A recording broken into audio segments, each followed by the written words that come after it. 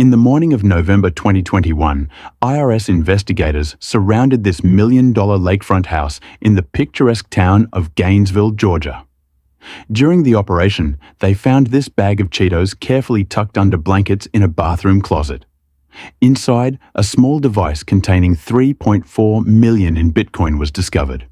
Jimmy Chong had acquired the coins a decade earlier, but the person he took them from even thanked him and sent him more coins as a reward. There were no calls for justice. So why did they raid his house after so long? After years of living the rich life, spending millions to impress women, Jimmy made one mistake that led Uncle Sam straight to his fortune. This is the story of Jimmy Chong and how he stole $3.4 billion. Jimmy was never the popular kid in school. Being Asian and growing up in Cobb County, Georgia, throughout the 90s, he felt a bit out of place. The kids teased him for being fat, ugly, and weird.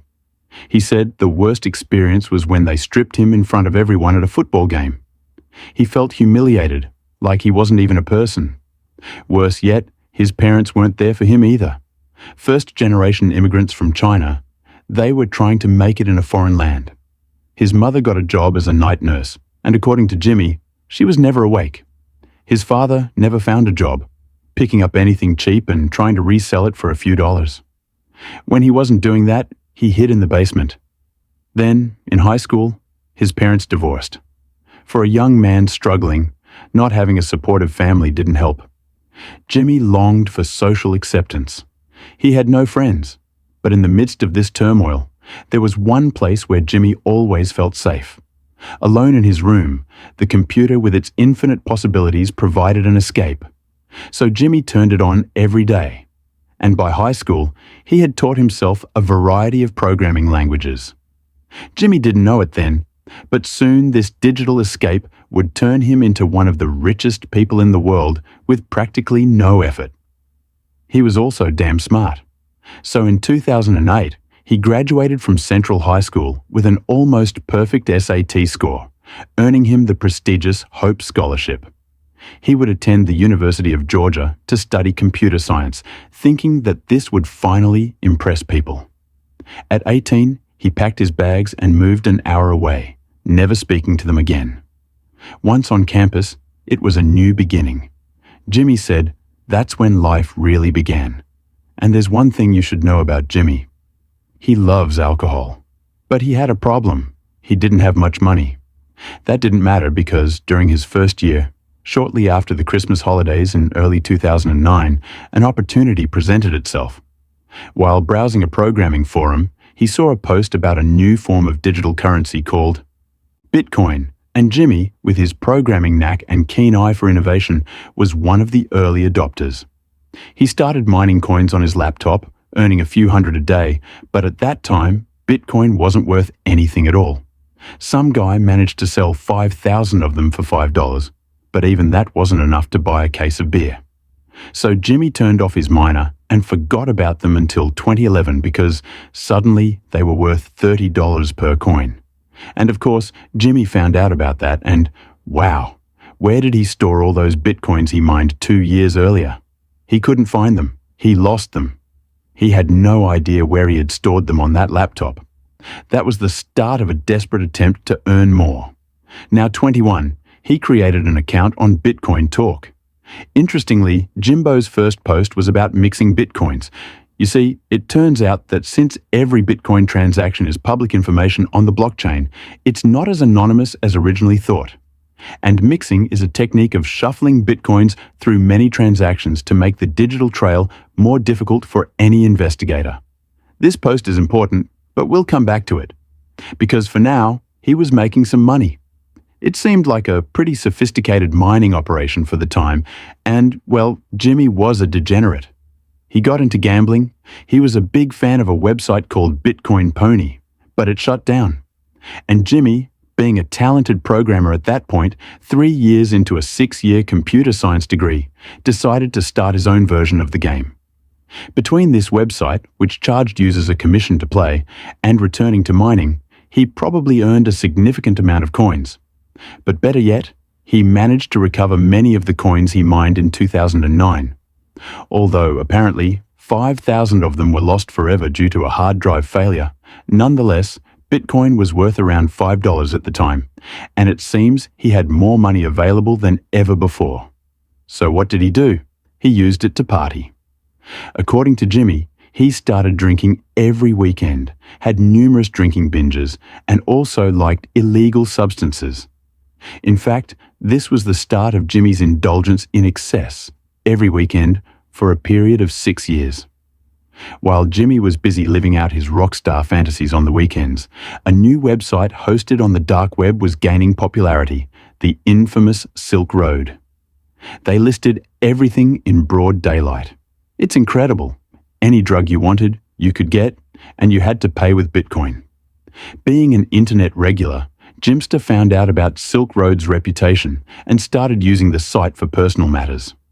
Remember his earlier post about mixing Bitcoins? Maybe he wanted to better hide what he was doing here. However, after only a couple of transactions, according to Jimmy, he decided to withdraw his remaining Bitcoins from the site. I guess his local product was better, and in the process, he accidentally double-clicked the withdrawal button. To his surprise, 2 withdrawals were made for the same amount. He had just stumbled upon a huge coding flaw that no one knew about. Jimmy has quick fingers and wanted to see how many withdrawals he could make, so he got to work. On September 19, 2012, at the age of 22, he created a new account on Silk Road called The Tormentor.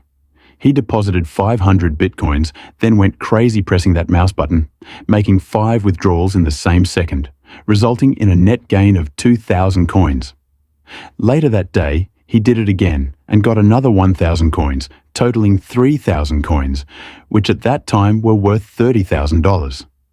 But this wasn't an infinite money glitch. The Bitcoins were coming from somewhere.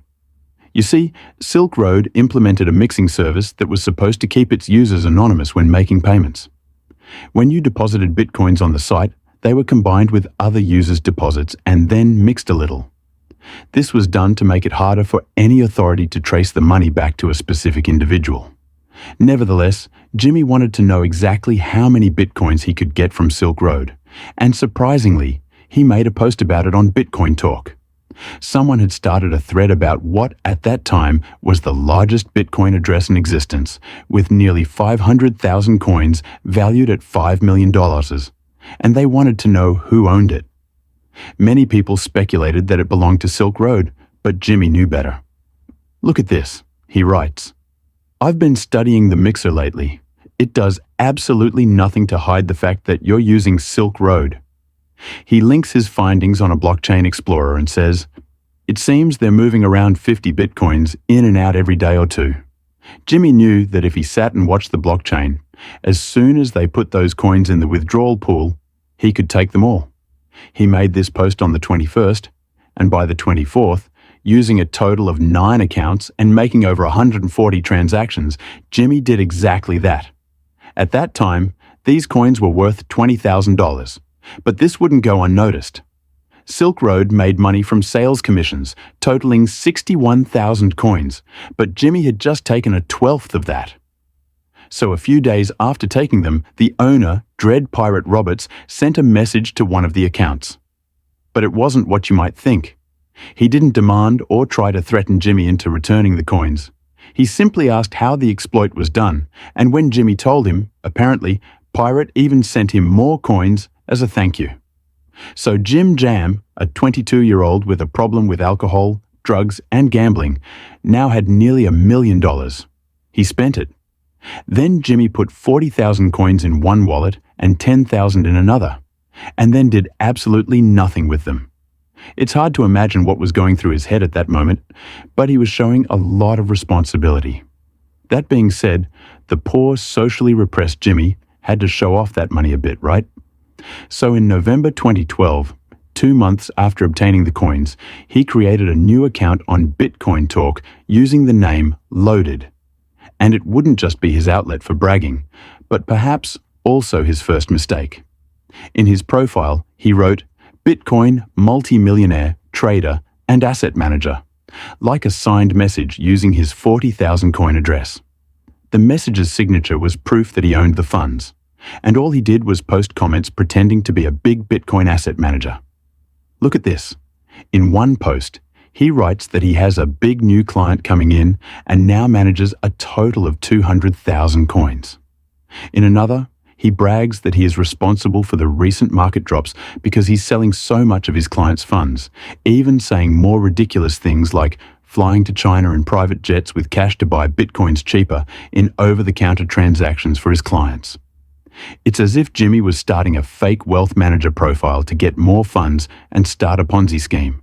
Or maybe he was just a troll. He got some gratification from this lie. He liked pretending to be a big businessman. He wanted people to see him as successful. He never publicly admitted the true origins of the coins, but it wasn't an attempt to cover it up either. The smart thing would have been to stay completely quiet. By the end of October 2013, the FBI shut down Silk Road, taking 170,000 bitcoins from the founder Ross Ulbricht, a big difference from the 9.9 million they knew he had made. And they wanted the rest. Ross is on record saying that the vast majority of those profits were reinvested. He recorded all user activity, deposits, withdrawals, everything, in that database. There was clear evidence of Jimmy's scheme, and if they knew where to look, well, they could easily trace the blockchain to see the wallets where Jimmy now kept his stash. And if he sent any to an exchange to sell for USD, well, they could subpoena the exchange and get Jimmy's identity. Suddenly, the stolen funds were much hotter, and Jimmy would have to be very smart with what he did with them to avoid getting caught.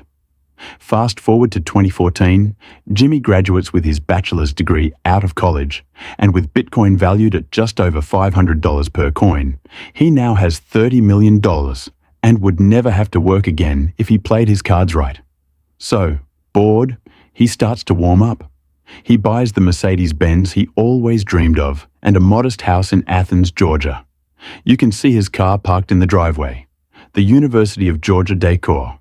His favorite sports team, of which he was a big fan. But above all, Jimmy wanted to use his money to impress. He's taking trips to Miami, paying for all his friends to go, and even giving them free Bitcoin. Apart from a brief period installing alarm systems during the summer of 2009, he never worked again. All of this was funded by liquidating Bitcoin as the price went up. He even lamented on Bitcoin Talk that he shouldn't have bought his house outright. It cost him over 1,000 coins back then, and now it would have only been like 300. He even regretted how many he sold at $10 to have money for beers. But that didn't stop him from drinking. As the years went by and Jimmy sank deeper into his life of pleasure-seeking, his posts on Bitcoin Talk slowed down. He often only came back to post that he was drunk or consuming something a little stronger. Sometimes he even made these drunk posts on Loaded and then replied to himself on his Mercedes-Benz account. It was all very strange. But look at this post. He jokes that the price of Bitcoin recently dropped because Loaded was arrested. He replies jokingly, "If I ever slip up like that, lock me up, sons." After an off-duty cop saw him dipping a small spoon in a keychain into a bag of white powder. True story, by the way. He got a year of probation, and the charges were later expunged. I mean, you'd think that selling Bitcoin to buy a house outright might have raised some red flags with the IRS, but no. Jimmy always paid his taxes on the coins he sold. In fact, he wasn't slipping up. Besides, all of this was funded entirely with his legally obtained coins. 5 years after the hack, he hadn't touched any of them. Surprisingly, Jimmy had held onto 50,000 coins through all the major bear and bull markets. He had seen them worth millions of dollars one day, only to drop and lose millions the next. Through it all, he never sold. Just posted pictures of balls and said that the only thing that kept him going through those crazy ups and downs were the drugs. But that was about to change because by 2017, Jimmy would make a post on Loaded that would make him famous on Bitcoin Talk and bring him a little more attention than he had bargained for. Bitcoin gained a lot of popularity throughout 2016, ending the year just below $1,000. But this was causing problems. The Bitcoin protocol can only process a handful of transactions per second, and they were already slowing down considerably under the growing usage. If Bitcoin was going to go mainstream, it would need to handle thousands of transactions per second with low fees. By 2017, the Bitcoin community was deeply divided on how to address the scalability issue. This led to the idea of Bitcoin Cash, which would be able to facilitate more transactions, but despite having Bitcoin in the name, it would be a completely new currency. To facilitate the transition, for every Bitcoin someone already owned, they would receive the equivalent amount in Bitcoin Cash. Jimmy would not only have his 50,000 Bitcoins, but also another 50,000 in this new currency. The problem is that not everyone believed it would be a success. There were two distinct camps: those who continued to support Bitcoin and believed that this new cryptocurrency would essentially not gain traction. And then there were those who believed that Bitcoin was destined to fail due to its scalability issues, and that Bitcoin Cash would be its natural successor. Jimmy belonged to the first group. So on March 21st, 2017, 5 months before the launch of Bitcoin Cash, Jimmy made his most notable post on Loaded. He tagged Roger Ver. This guy is an early adopter and investor in many Bitcoin companies, and now a big supporter of the Bitcoin Cash movement. And Jim Jam basically told Roger to put his money where his mouth is. He proposed a 1-to-1 exchange. Roger's Bitcoin for his Bitcoin Cash. At that moment, this was a speculative offer of $60 million. People were captivated, and Jimmy was kind of a hero. This is the Bitcoin forum, after all. There aren't many cash supporters here. People were really roasting Roger, saying that he needed to accept this exchange, otherwise it would cast doubt on his beliefs.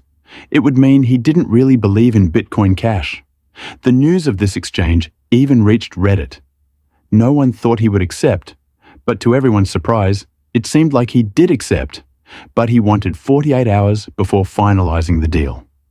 2 days later, Jimmy commented on the thread, saying he still hadn't seen a contract, but that would be the last post he made.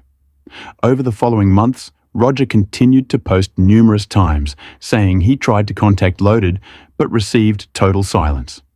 So, the deal was never finalized. Jimmy had disappeared, even stopped posting on his Mercedes-Benz account. Look, maybe Roger's confidence simply scared Jimmy and made him back out. He thought, oh wow, maybe Bitcoin Cash really will succeed, and I shouldn't finalize this deal. Or maybe it was because someone on Reddit traced his coins back to Silk Road. Look at this. It turns out that after taking the coins from Silk Road, Jimmy tried to pass them through a mixer. The problem with trying to mix such a large amount of coins is that no one else on a mixing service is doing that at the same time, so it becomes trivial to follow the trail. You just have to watch where the big pile of coins comes from. And you know they all belong to the same user. Worse, in this case, the final destination, those 40,000 Bitcoin, Jimmy had signed on his Loaded profile. They knew those coins belonged to him, and very clearly, and what a shame for Jimmy that this deal never went through, because 2 months later, on August 1st, 2017, the Bitcoin Cash fork occurred. And it wasn't nearly as successful as Bitcoin. Despite Bitcoin's challenges, it started its biggest bullish streak, reaching a peak of $20,000 per coin, while Bitcoin Cash was worth around $3,500 at the time. By not taking this deal with Roger, Jimmy had now made a $973 million mistake. In fact, just a few days after the fork occurred, Jimmy deposited his Bitcoin Cash on a foreign exchange, sold them for cash, and then bought 3,500 additional Bitcoin. Those coins were only worth an extra $68 million at the 2017 peak, a huge difference from the additional billion he could have had. But, Jimmy now had 53,500 coins to his name, which at current prices were worth over $1 billion anyway, so what's another million? Best of all, Jimmy felt comfortable spending those 3,500 coins that he essentially got for free, and so he embarked on a $16 million spree. If anyone tells you crime doesn't pay, I just want you to remember that huge smile on Jimmy's face. He was 28 years old, and more than anything, he wanted to buy social acceptance. The guy bought multiple Lamborghinis, a boat, some jet skis, a motorcycle, spent hundreds of thousands renting yachts, private jets, hosting friends in five-star hotels, going to nightclubs, sporting events, whatever. And it was all on Jimmy's tab. He even gave away Bitcoin again, this time USB sticks loaded with 50 coins each, valued at around $1 million. It was pretty lucrative to be friends with Jimmy. At one point, this crazy guy even got $100,000 in cash just to have a briefcase full of money like in the movies. He hoped this would impress women enough to sleep with him. Later, he would say this plan didn't work. In fact, he had never slept with anyone except once when he paid for it. Poor guy. All of this was to the astonishment of Clayton Kemke. Not the sexual stuff, the money stuff, you perverts. Clayton was interested in real estate development, had become good friends with Jimmy, and together in 2019, they partnered to create a company. Jimmy was going to finance the project, putting in $9.5 million and committing another $32 million to secure a $60 million loan. In case you're wondering, Clayton thought Jimmy was some sort of computer genius who got into Bitcoin very early, which is true. He got in really early, but that's not exactly the whole story. Anyway, all this spending was bringing Jimmy a bit more attention than he had bargained for. It turns out someone had their eye on that briefcase full of cash Jimmy had. At the end of March 2019, still living in his modest house on Ruth Street, Jimmy reported to the police that his place had been broken into while he was out of town. He said he came home to find the back bedroom window broken. The thief had taken that briefcase, and Jimmy had spent almost half, so it contained around $400,000 in cash and a USB stick with personal information. Yes, there was probably $1 million in Bitcoin on that drive, but he didn't tell the police that. He told the officers he felt the person who stole all this probably knew him because he had hidden the briefcase behind a vent. Yes, Police Lieutenant Shan Barrett said the cash was never recovered, nor was the suspect identified, but due to the large amount of money reported stolen, quote, it raised red flags with the IRS. Jimmy, Jimmy, Jimmy. Enter Trevor McCallinan, a criminal investigator with the IRS focused on cybercrimes, digital assets, and decentralized finance. This guy's job is basically to link cryptocurrencies with their quasi-anonymous properties to the people who spend them. These guys are practically FBI agents, and you don't want them investigating you. The problem is, these guys work in secret, sometimes for years, slowly building evidence to secure a solid conviction. So Jimmy has no idea that everything he's doing now is being scrutinized, but also the IRS has no idea that Jimmy was involved in the Silk Road hack.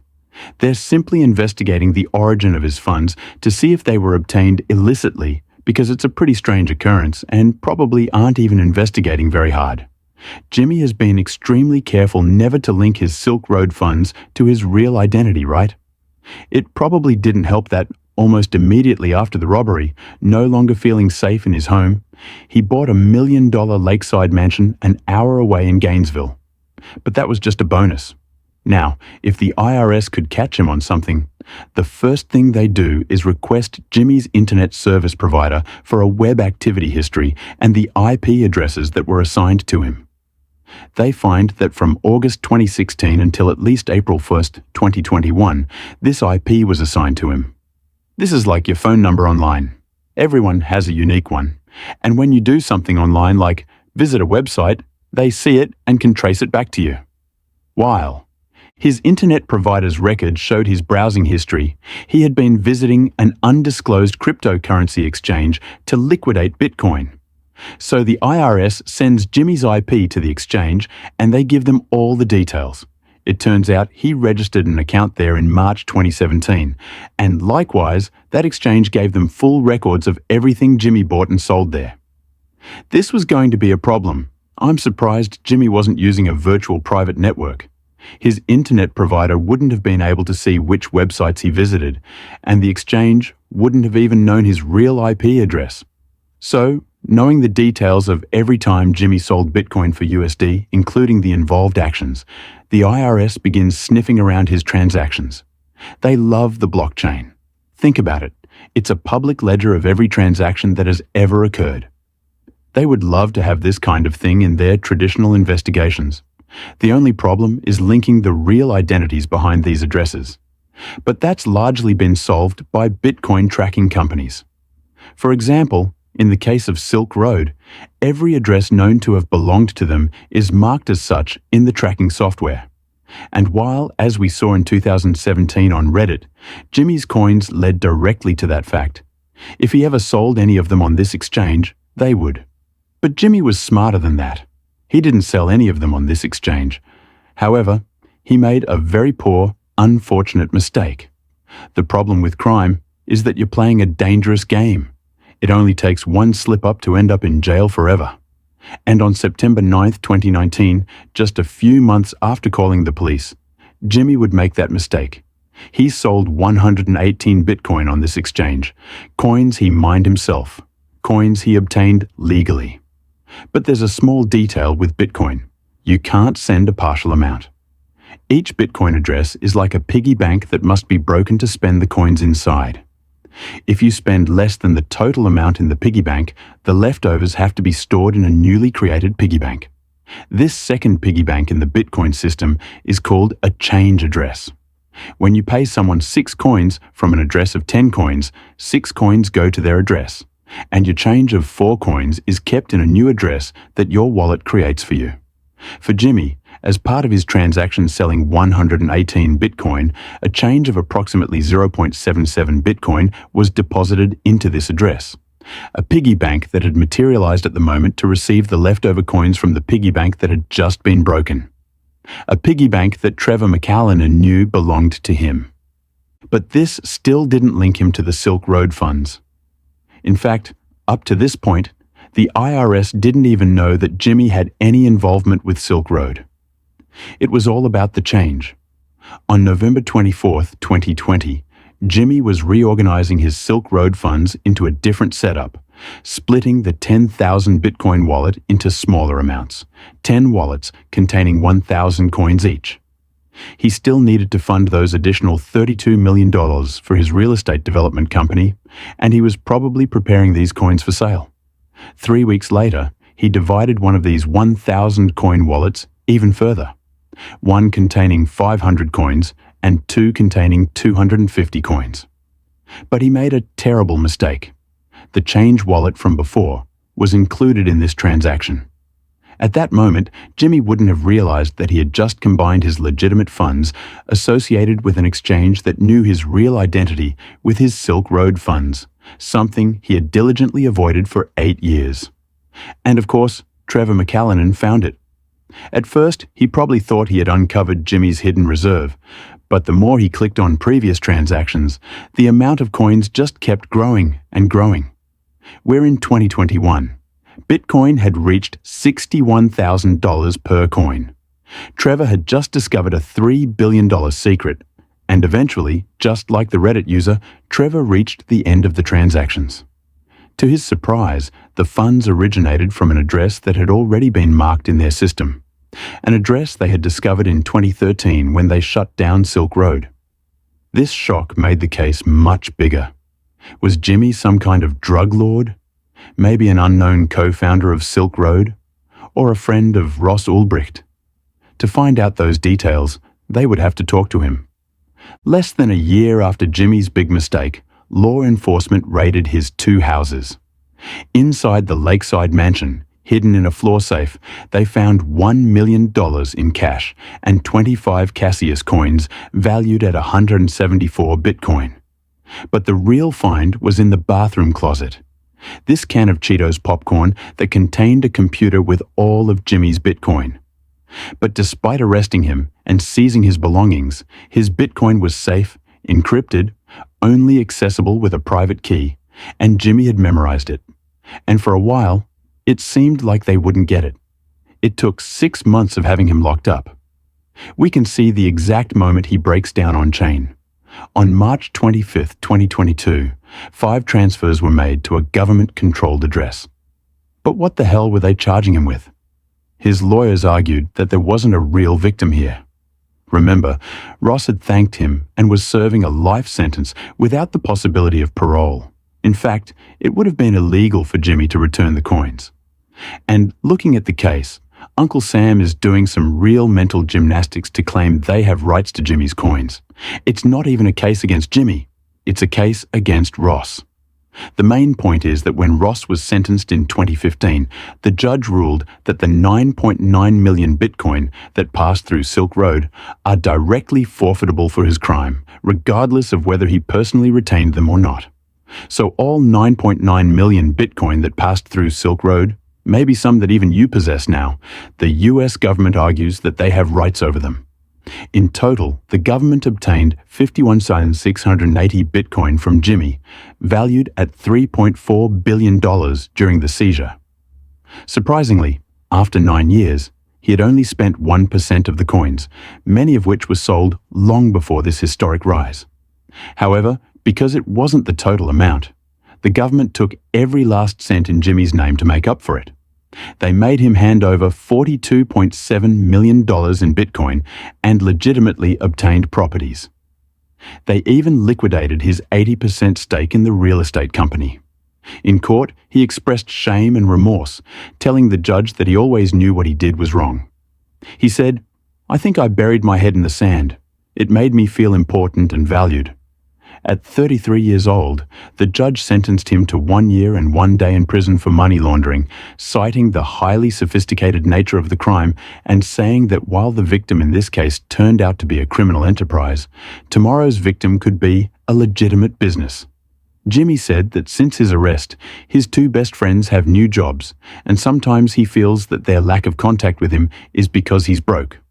Worse still, he has a huge tax obligation from the liquidated Bitcoin to satisfy the seizure. Sometimes he has wondered what the point of life is if he's going to be alone and broke.